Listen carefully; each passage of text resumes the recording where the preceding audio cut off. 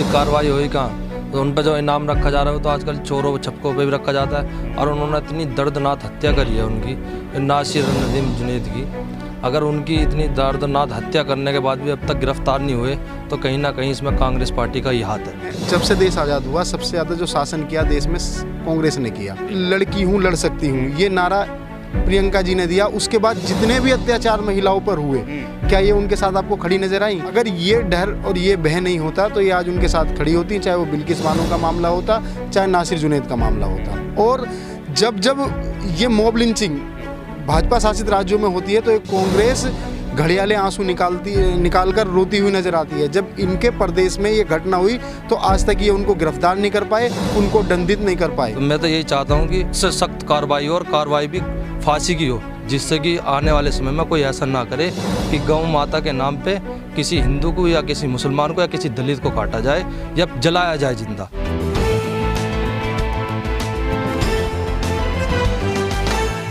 नासिर जुनैद की जिस तरह से मतलब जलाकर गाड़ी के अंदर हत्या कर दी गई, उस मामले में अब जिस तरह की कार्रवाई हो रही है उसको कैसे देख रहे हैं आप?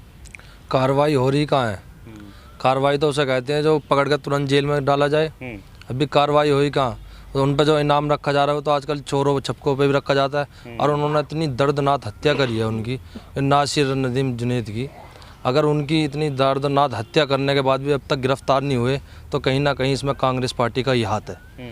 और कांग्रेस पार्टी खुद ही नहीं चाहती कि उन्हें गिरफ्तार करा जाए, क्योंकि कांग्रेस पार्टी चाहती है कि उनकी वोट हमें चाहिए और हमारी वोट तो ये सोचते हैं कि उन्हीं की है, जबकि ऐसा कुछ नहीं है। हमारी जो वोट है सच्चाई की तरफ है, और इस टाइम पे जो सच्चाई चल रहा है, सच्चाई कर रहा है, वो बारिस्टर असदुद्दीन ओवैसी है। उसके अलावा कोई नेता नहीं है भारत में जो सच्चा है। अच्छा, क्या लगता है कि कांग्रेस जिस तरह का दावा करती थी, सेकुलर होने की बात करती थी, लेकिन इस घटना पर कहीं ना कहीं जो कांग्रेस का जो चेहरा है वो साफ नजर आ गया?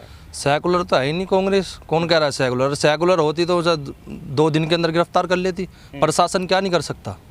प्रशासन तो सब चीज़ कर सकता है अगर चाहे। प्रशासन खुद ही नहीं चाहता। और जो उनके परिवार अब कब्रिस्तान में बैठ कर वे धरना कर रहे हैं, उन्हें पता है अगर हम धरना वैसे करेंगे तो हमें गिरफ्तार कर लिया जाएगा। तो इसी वजह से वे धरना चाहे कब्रिस्तान में कर रहे हैं। अगर धरना कब्रिस्तान में इस वजह से कर रहे हैं, अगर कोई आएगा तो हम तो पहले मरे हुए हैं, जाके कब्र में तो लेटना है। जिसका बच्चा और जिसका परिवार का कोई मर जाए उस पर क्या बीतती है? उसका तो मरना ही है, उन्हें बस कब्रिस्तान में तो पैर रखना है। उनकी तो कब्र खुद ही भी है। तो मैं तो यही चाहता हूँ कि उनके लिए सख्त से सख्त कार्रवाई हो, और कार्रवाई भी फांसी की हो, जिससे कि आने वाले समय में कोई ऐसा ना करे कि गौ माता के नाम पे किसी हिंदू को या किसी मुसलमान को या किसी दलित को काटा जाए या जलाया जाए जिंदा। ये बिल्कुल सख्त कार्रवाई करनी चाहिए सरकार को, कांग्रेस को। कांग्रेस ही नहीं, किसी भी सरकार को। अगर जुनैद की जगह अगर कोई आकाश होता या कोई विकास होता तो जब भी ऑल इंडिया मजलिस इत्तेहादुल मुस्लिमीन अपने हक के लिए और उनके हक के लिए आवाज़ उठाती, चाहे हिंदू हो चाहे मुसलमान हो, हमारी पार्टी सबके लिए बात उठाती है, और वो बारिस्टर असदुद्दीन ओवैसी है। अच्छा, जिस तरह की घटना है उसको लेकर अब जो पीड़ित परिवार है उनको कब्रिस्तान के अंदर धरना प्रदर्शन करना पड़ रहा है। क्या इतनी भी उनको आज़ादी नहीं रह गई है कि वो अपनी आवाज़ को किसी ऐसी संवैधानिक जगह उठा सकें या मांग कर सकें? इसको लेकर क्या लगता है आपको कि मुसलमानों की स्थिति का पता चल जाता है? मुसलमानों की स्थिति तो अब भी काफ़ी है। अगर वे चाहे तो सब कुछ कर सकते हैं, पर मुसलमान चाहता है कि संविधान के साथ चले। जो बाबा साहब अम्बेडकर को उन्होंने साथ दिया था और उनके साथ ही अब भी चलना चाहते हैं। और हम संविधान पर विश्वास रखते हैं। संविधान तो ये कहता है कि उन्हें सख्त से सख्त कार्रवाई दो, पर जो ये नेता है ना कांग्रेस के, जो अब सरकार है मौजूद, वे नहीं चाहती उनके साथ कार्रवाई हो। लेकिन जब कहीं किसी प्रदेश में बीजेपी की सरकार होती है और मुस्लिमों पर अत्याचार होता है तो कांग्रेस ज़ोर शोर से ये बात कहती है कि मुस्लिमों के खिलाफ है, मुस्लिमों को टारगेट कर रही है। लेकिन जब वो अपने आप पर कोई बात आती है तब वो कहाँ नज़र आती है? देखो, पार्टी तो ना कांग्रेस ना बीजेपी, ये जितनी भी सारी पार्टी है सब बेकार की पार्टी है। मुसलमानों की वोट बैंक लेने का काम करती है, मुसलमानों के लिए काम नहीं करती। आज भी किसी भी मुसलमानी क्षेत्र में आप चले जाओ तो आपको नहीं पानी मिलेगा, वहाँ नहीं बिजली मिलेगी। और किसी भी वैसी ना दलित की कॉलोनियों में चले जाओ, वहाँ भी पानी वगैरह की कोई सुविधा नहीं मिलेगी, ना सफाई ना कुछ। और किसी में चले जाओ आप, किसी ठाकुरों को में चले जाओ, ठाकुरों को वहाँ पर सफाई वगैरह क्या कर्मचारी सब चीज़ लगी होगी। तो मुसलमानों के लिए तो कोई सी पार्टी कुछ भी काम नहीं करती। अगर पार्टी काम करती है मुसलमान और दलित के लिए तो बारिस्टर असदुद्दीन ओवैसी हैं, और कोई नहीं करता। क्या नाम आपका? मेरा नाम मोहम्मद चांद कस्सार, मैं वार्ड अध्यक्ष हूँ। ठीक। आप अपना नाम बताइए। मेरा नाम शाहिद सैफी है। शाहिद जी, कैसे देख रहे हैं आप पूरे इस मामले को, क्योंकि लगता नहीं है, क्योंकि मीडिया ने भी उस तरह से उस आवाज़ को नहीं उठाया है जिस तरह से नासिर जुनैद के साथ जो घटना घटी है। आप किस तरह से देख रहे हैं पूरे को? देखिए, आपको मैं एक बात बता दूं कि ये बेऔलाद सरकारें हैं, इनकी औलाद नहीं है तो इनको औलाद खोने का गम इनको नहीं है। जब किसी का कोई बच्चा मरता है तो उसका जो गम है, उसकी जो तड़प है, वही जान सकता है जो अपने को खोता है। इनके पास खोने के लिए कुछ नहीं है। ये बेऔलाद सरकारें चल रही हैं। रहा सवाल कांग्रेस का, आप ये देखिए कि देश में जब से देश आज़ाद हुआ सबसे ज़्यादा जो शासन किया देश में कांग्रेस ने किया। और इसी कांग्रेस की नेता जो प्रियंका गांधी हैं, उन्होंने एक नारा लड़कियों के साथ लगाया था। जितनी भी मतलब लड़कियों के साथ अत्याचार हो रहे हैं, क्या वो उनके साथ खड़ी हैं? लड़की हूँ लड़ सकती हूँ, लड़की हूँ लड़ सकती हूँ, ये नारा प्रियंका जी ने दिया। उसके बाद जितने भी अत्याचार महिलाओं पर हुए, क्या ये उनके साथ आपको खड़ी नजर आई? इसलिए नजर नहीं आई क्योंकि इनको एक डर है, एक भय है। अगर ये डर और ये भय नहीं होता तो ये आज उनके साथ खड़ी होती, चाहे वो बिल्किस बानो का मामला होता, चाहे नासिर जुनैद का मामला होता। और जब जब ये मॉब लिंचिंग भाजपा शासित राज्यों में होती है तो एक कांग्रेस घड़ियाले आंसू निकाल कर रोती हुई नजर आती है। जब इनके प्रदेश में ये घटना हुई तो आज तक ये उनको गिरफ्तार नहीं कर पाए, उनको दंडित नहीं कर पाए।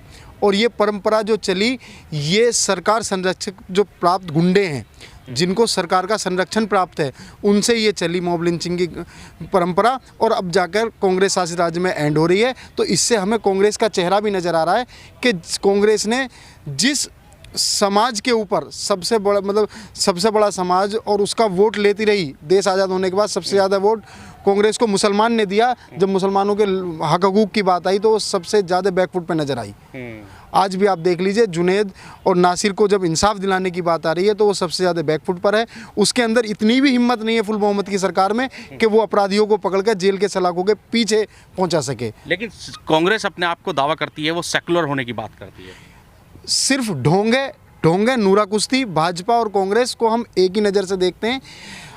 और अगर ये ढोंग नहीं होता तो ये क्या आप बताइए कि मतलब अपराधियों को पकड़ने की शक्ति इनके अंदर नहीं है? क्यों नहीं पकड़ सकते? आपके पास सरकार है, आप सरकार अगर आप नहीं पकड़ सकते तो इस्तीफा देके घर बैठ जाइए। अगर यही सरकार हमारे बैरिस्टर असदुद्दीन ओवैसी साहब की चल रही होती तो हम आपको दिखाते कि 24 घंटे के अंदर इंसाफ होता है या नहीं होता। और अगर इन अपराधियों के खिलाफ अंकुश सरकारों ने समय से लगा लिया होता तो इस तरह की घटनाएं ही नहीं होती। ये बहुत घिनौनी घटनाएं हैं। अगर कहीं कोई अपराधी है तो उसके लिए कोर्ट है, कानून है, पुलिस है, संविधान है। ये क्या होता है कि 4 गौ रक्षक इकट्ठे हुए और किसी को भी मार दिया, चोरी कर रहा था जी मार दिया। इस घटना को आप कैसे देखते हैं? पहले मॉब लिंचिंग की घटनाएं होती थी, अक्सर देखने में आता था, लेकिन ये घटना जो है ये रूह कपा देने वाली है। ये रूह कांप देने वाली इसलिए है क्योंकि ये भी एक तरह से ना मतलब बहुत दर्दनाक हत्या है। ये मॉब लिंचिंग ही है। ये एक मतलब इनको ना परंपरा चल गई है। ये सरकारी छूट है। ये सरकार संरक्षक प्राप्त गुंडे हैं। अगर इनका इलाज हो जाए, अगर सरकार मान लीजिए जैसे अभी बिल्किस बानो का आप जिक्र कर रहे थे, अगर बिल्किस बानो के साथ रेप हुआ, सरकार उसको हिंदू मुस्लिम के पैमाने से देख रही है। लड़की तो है ना, वो हमारे अभी अध्यक्ष जी ने बताया कि वो कोई इराक ईरान की बेटी तो है नहीं, वो हिंदुस्तान की ही लड़की है। उसके साथ दुनिया ने देखा, देश ने देखा कि उसके साथ रेप हुआ, उसकी बच्ची को मार दिया गया, उसके सामने उसके बाप को मतलब उसकी बहन को मार दिया जाता है, उसके पति को मार दिया जाता है। तो क्या वो आप उसको मतलब एक ब्राह्मण है तो एक जी ब्राह्मण है हम इसको छोड़ देंगे? क्यों छोड़ देंगे जी? अगर न्याय मिलता तो एक मिसाल पैदा होती। न्याय मिलता तो मिसाल पैदा होती। बलात्कारियों की हिम्मत नहीं होती कि वो बलात्कार कर देते।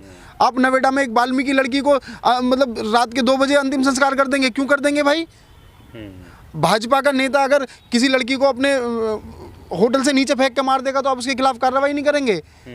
भाजपा का नेता अगर किसानों पे अपनी गाड़ी चढ़ा देगा तो आप कार्रवाई नहीं करेंगे।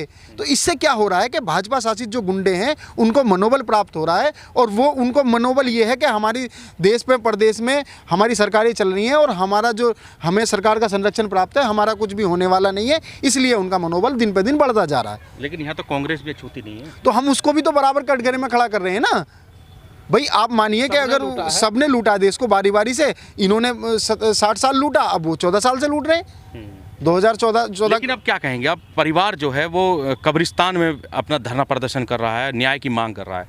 ऐसे में क्या कहेंगे आप? किस तरह से देख रहे हैं इसकी? मर जाना ही बेहतर है उनका।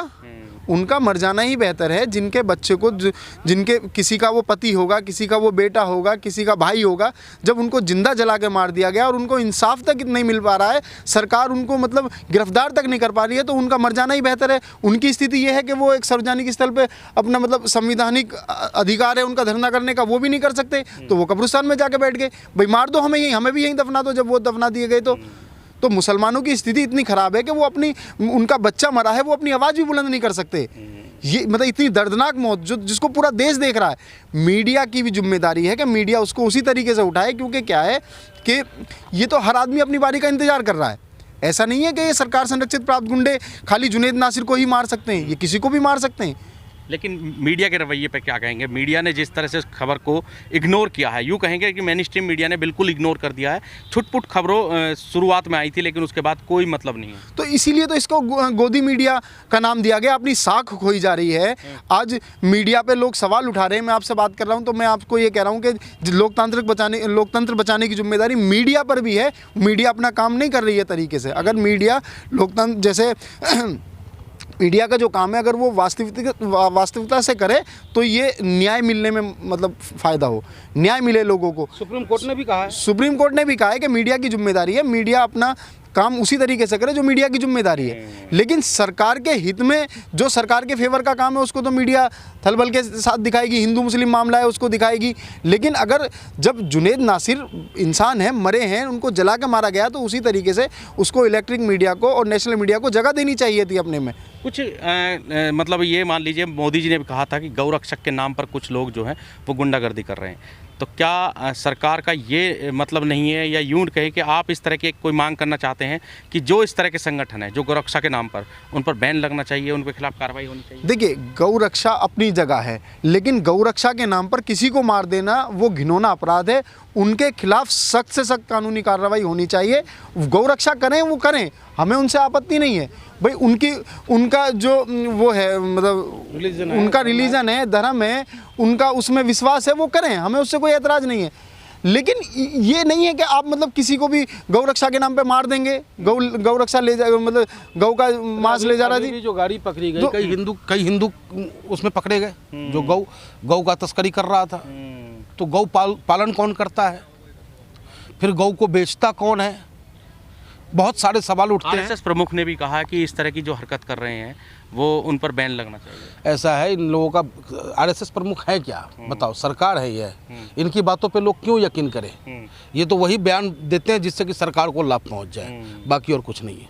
इस वीडियो में कही गई सभी बातें वक्ता की अपनी राय है, जिसकी पुष्टि हम या हमारा चैनल नेशन टाइम नहीं करता।